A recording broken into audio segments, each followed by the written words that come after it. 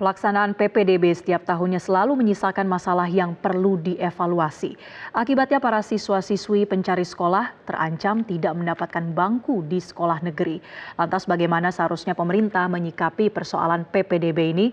Kami akan membahasnya bersama pengamat pendidikan yang juga Kepala Program Studi Ilmu Hukum Universitas Pendidikan Indonesia, Profesor Cecep Darmawan. Selamat pagi, Prof. Cecep. Selamat pagi Mbak, sehat selalu. Sehat selalu Prof. Cecep. Kita melihat ada beragam keluhan ya dari orang tua misalnya terkait dengan pelaksanaan PPDB tahun ini. Mulai dari misalnya kurang kuota di suatu daerah, suatu zona, atau dugaan jual beli bangku, bahkan sampai ada manipulasi data kartu keluarga. Bagaimana Anda melihat penanganannya masalah PPDB oleh pemerintah sejauh ini? Ya, ini kan problem yang hampir tiap tahun, tiap PPDB ya selalu muncul, yaitu soal pelanggaran. Nah, pemerintah mestinya berpikir lebih komprehensif, yaitu bagaimana penyediaan ya ruang-ruang baru, kelas-kelas baru tadi diutarakan oleh Pak Indra. Saya sepakat. Tapi tidak hanya itu, pemerintah juga harus meratakan ya soal kualitas. Sekarang itu kan nyatanya walaupun mau dihindari misalnya ya gap antara sekolah unggulan dan sekolah-sekolah yang biasa itu tetap saja ada istilah sekolah unggulan. Jadi yang terpenting pemerintah bagaimana memeratakan bukan hanya kuantitas tapi kualitas. Artinya kalau sekolah-sekolah itu seluruhnya unggul, sebetulnya zonasi nggak ada masalah. Sekarang itu zonasi masalah karena ketimpangan atau disparitas antara keunggulan satu sekolah dengan sekolah lain. Dan pemerintah kurang serius. Mestinya kalau misalnya satu kota itu ada SMA ya, misalnya ada 5 yang unggul, yang lainnya yang biasa ditarik tiap tahun itu menjadi unggul. Mau 2, mau 3, mau 5, mau 10. Tapi dalam waktu rentang sekian dibuat roadmap, selesai itu sekolah-sekolah unggul. Nah, zonasi baru diterapkan 100% misalnya ya. Yang kedua, pemerintah juga abai menurut saya tadi ya soal disparitas itu harusnya kan bukan hanya didirikan sekolahnya dan unggul saja, tetapi juga kepada masyarakat-masyarakat yang kurang mampu meskipun dia di swasta. Jadi walaupun dia misalnya sekolah di swasta, kalau mereka adalah masyarakat marginal, maka harusnya dibiayai yang mendapat beasiswa dari pemerintah. Itu, jadi walaupun misalnya tidak masuk ke sekolah negeri ya, dia sekolah di swasta. Gitu. Nah, harusnya ini menjadi solusi pemerintah bagaimana membiayai dari kelompok-kelompok menengah ke bawah tadi. Jadi jangan hanya yang dibiayai itu di mereka yang ada di sekolah negeri. Kira-kira begitu, Mbak. Mhm. Artinya yang perlu menjadi fokus ini bukan hanya masalah yang muncul dari tahun ke tahun saja soal pelanggaran ya Pak, tapi juga ada persoalan yang lebih mendasar seperti menghilangkan adanya kesenjangan kualitas sekolah. Itu dulu yang harus diatasi ya Pak? Betul, jadi pemerintah harusnya secara nasional menstandarkan. Misalnya ya, akan ada 8 standar nasional. Standar gurunya ya, standar gedungnya atau sarana prasarananya, standar itu juga penting untuk keuangannya ya. Saya kira standar-standar lainnya juga distandarkan, tapi yang lebih penting itu misalnya selain standar guru ada standar fasilitas ya. Misalnya sekolah-sekolah di Indonesia itu relatif sama tuh dari luasnya ya, kemudian juga fasilitasnya itu harus relatif sama. Kemudian pembiayaan pendidikan juga relatif sama. Kalau itu bisa, ya, yang lainnya tinggal menyesuaikan. Kurikulum kan sudah nasional ya, sudah gampang lah itu ya di apa namanya disamakan. Tetapi yang soal fasilitas, kemudian tadi ya sarana prasarana yang kaitan dengan digitalisasi ya dan hal-hal yang menyangkut dengan pendanaan pendidikan, coba itu standarkan. Sehingga anak itu misalnya ada di sini ada sarana olahraga yang hampir sama dengan di sekolah lain.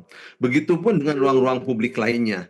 Nah, kalau itu semua sama, saya kira nggak ada masalah dengan zonasi. Sekarang itu, kenapa zonasi bermasalah? Selain memang aturannya juga belum begitu ketat misalnya, ya juga masalah persoalan bagaimana ketimpangan tadi. Sehingga ya orang tua itu, tanda kutip ya, sebagian memaksakan diri untuk memasukkan anaknya di sekolah-sekolah unggul yang notabene secara zonasi sebetulnya tidak memenuhi. Akhirnya dibuatlah tanda kutip rekayasa-rekayasa ya termasuk misalnya tadi di Jawa Barat ratusan ya ratusan calon siswa yang kemudian dibatalkan. Saya kira ini salut ya.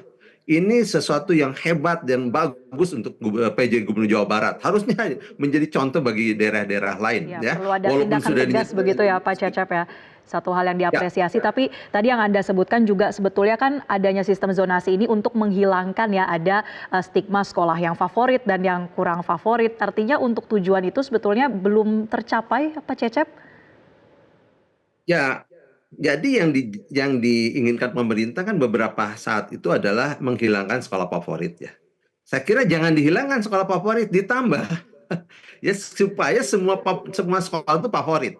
Saya contohkan tadi pagi ya, saya dapat informasi nih di salah satu daerah ya di Cianjur ya Selatan tuh. Ya itu sekolahnya jauh ya. Memang dia SD gitu ya. Nah, anak-anak SD itu untuk ke SMP, anak SMP untuk ke SMA itu jauh sekali. Jalannya juga jelek gitu ya, sulit dilalui. Kalau hujan mobil pun nggak bisa masuk karena ada sungai. Itu di Cianjur daerah selatan. Nah, ini masih di lingkup Jawa Barat misalnya ya. Nah, apalagi misalnya di daerah-daerah yang amat jauh sekali, gitu, yang daerah terpencil. Jadi pemerintah berpikirnya jangan hanya Jakarta, Bandung, Medan, Surabaya, Makassar, kota-kota besar lainnya ya, tapi juga di daerah-daerah ya, di sekitar itu ya, di daerah periferal. Harusnya berpikir ini. Coba lihat misalnya ya, bangunan-bangunan sekolah dari SD, SMP, SMA, apakah sudah standar dengan baik? Ya, kalau itu minimal ya dari sisi bangunan aja dulu. Ya, sarana prasarana gurunya juga bersertifikasi, kesejahteraannya juga terjamin ya. Insya Allah ini akan menjadi bagian perbaikan. Jadi bukan menghilangkan favorit, tapi membuat semua sekolah itu favorit. Nah, yang tadi saya maksudkan ya, sekolah yang ada ketimpangan itu di SD, SMP, dan jauh itu, coba cek daerah Cianjur itu daerah Naringgul. Tadi pagi Ya. kepala sekolahnya telepon saya. Gitu. Artinya semua anak Indonesia ini berhak untuk mendapatkan kualitas pendidikan yang sama ya di setiap daerah. Nah, Pak Cecep, kalau kita melihat masalah yang saat ini ada di depan mata bahwa ada anak-anak yang kemudian terancam putus sekolah, tidak bisa melanjutkan ke jenjang berikutnya karena mereka tidak lolos di PPDB. Mungkin ya tanda kutip menjadi korban dari pelanggaran-pelanggaran yang terjadi. Bagaimana kemudian solusinya untuk mereka? Kalau masuk ke sekolah swasta tidak punya tingkat ekonomi yang cukup, apa solusinya untuk kasus-kasus seperti ini? Tadi sudah saya nyatakan bahwa ya kalau merujuk pada konstitusi nih, ya pemerintah itu kan wajib membiayainya tuh. SD, SMP, ya pendidikan dasar. Jadi SD, SMP itu wajib pemerintah membiayainya. Konstitusi tidak menyebut sekolah negeri swasta. Ya, tidak pernah tuh konstitusi menyebut untuk sekolah negeri, untuk sekolah swasta, tidak. Jadi pemerintah pun harusnya wajib tuh ya memfasilitasi sekolah-sekolah SD SMP bukan hanya negeri juga swasta, termasuk terutama ya calon-calon siswa dari kelompok-kelompok marginal. Harusnya mereka dibebaskan biaya walaupun di sekolah swasta. Tadi saya akan begitu. Kenapa? Amanat konstitusi kok. Ya, pemerintah wajib membiayainya. Wajib belajar 9 tahun sekolah dasar dan pemerintah wajib membiayainya. Itu kalimat konstitusi itu pasal 31. Jadi laksanakan aja itu. Ya tidak lagi berpikir negeri swasta. Makanya zonasi itu harusnya berpikir juga holistik, komprehensif. Tidak hanya soal negeri ya. Bagaimana juga swasta juga masuk pada ranah-ranah zonasi. Jadi bagi masyarakat-masyarakat yang rentan tadi dibayar oleh pemerintah.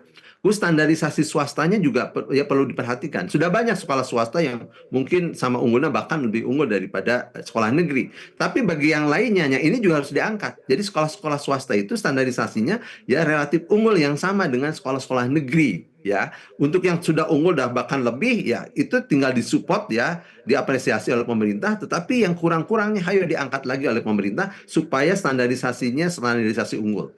Kalau itu bisa dilakukan, zonasi itu tidak lagi bicara negeri swasta, tapi sudah komprehensif. Kenapa? Karena kewajiban mencerdaskan kehidupan bangsa itu bukan hanya ya sekedar slogan, tapi itu adalah kewajiban yang harus diemban oleh pemerintah. Mhm. Mekanismenya untuk bantuan pemerintah bagi siswa untuk bisa masuk ke sekolah swasta ini seperti apa Pak? Kalau di sekolah negeri kan ada PPDB, untuk sekolah-sekolah swasta seperti apa Pak mekanismenya? Ya kan saya kira dana BOS juga masuk ke swasta ya. Nah, walaupun ada beberapa yang swasta juga tidak menerima BOS ya, tidak mau menerima BOS. Tapi itu artinya nggak apa-apa. Sekolah-sekolah swasta yang membutuhkan bisa lewat BOS. Kemudian tadi di data ya ada penataan atau pendataan yang baik yang terverifikasi bahwa sekolah swasta mana yang anak-anak di daerah itu misalnya tidak banyak yang tidak masuk negeri maka diarahkan ke swasta. Dari mana dananya? Ada APBD. Ya, saya kira APBD 20% dengan APBN 20%, ya saya kira kalau distribusinya tepat, insya Allah cukup.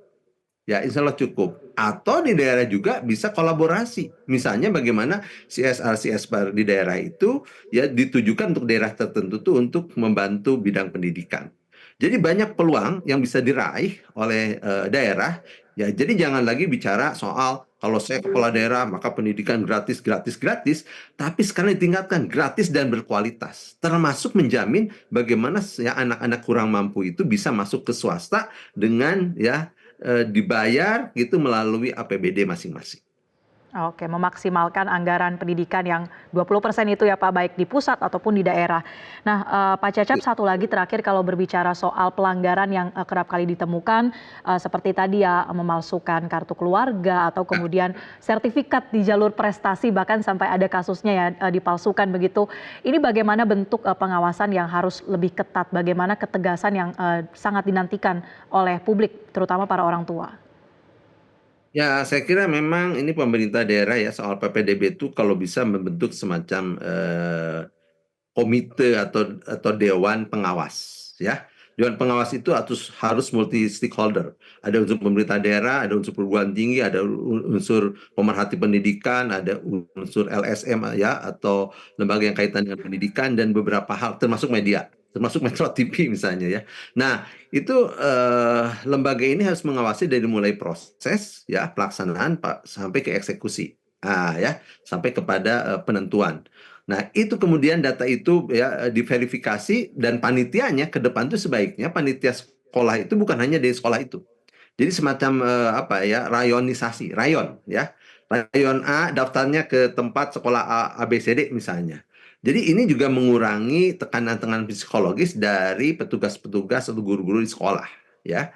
Nah, jadi pengawasan seperti itu kemudian itunya di-online-kan, datanya di-online-kan ya.